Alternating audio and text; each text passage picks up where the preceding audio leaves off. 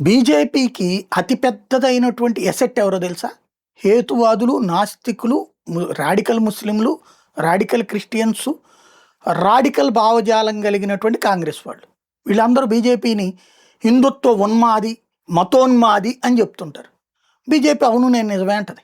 ఎందుకంటే మత ఉన్మాదం ప్రపంచమంతా చూసింది రాడికల్ ఇస్లాంతో ఏముందో, రాడికల్ క్రిస్టియానిటీతో ఏముందో. హిందువులు ఎక్కడా రాడికల్గా ఎవరిని చంపేయలేదు, లేదా ఎవరిని మతం మార్చుకోమని చెప్పి కొట్టలేదు, తిట్టలేదు, లవ్ జిహాదులు చేయలేదు. కాబట్టి ప్రత్యేకించి దానికి ఆ సర్టిఫికెట్ ఇస్తున్నారు హిందుత్వ పార్టీ అన్నటువంటి. ఇది ఒకటి వాళ్ళు గుర్తుపెట్టుకోవాలి. తద్వారా బీజేపీకి బలోపేతం చేస్తున్నారు వాళ్ళే.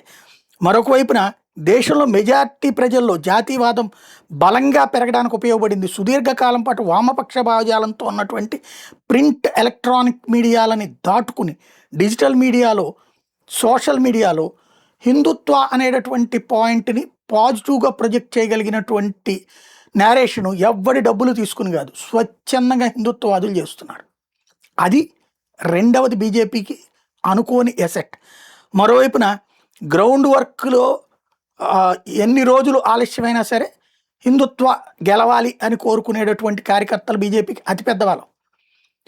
అలా అధికారం రాగానే ఇలా రచ్చ చేసుకుని డబ్బులు తినేద్దాం అనుకునే క్యారెక్టర్లు కాకుండా అధికారంలో ఉన్నప్పుడు కూడా ఏదైనా చేద్దాం అనేటటువంటి తపన ఉన్నటువంటి కార్యకర్తలు ప్రస్తుతానికి బలం.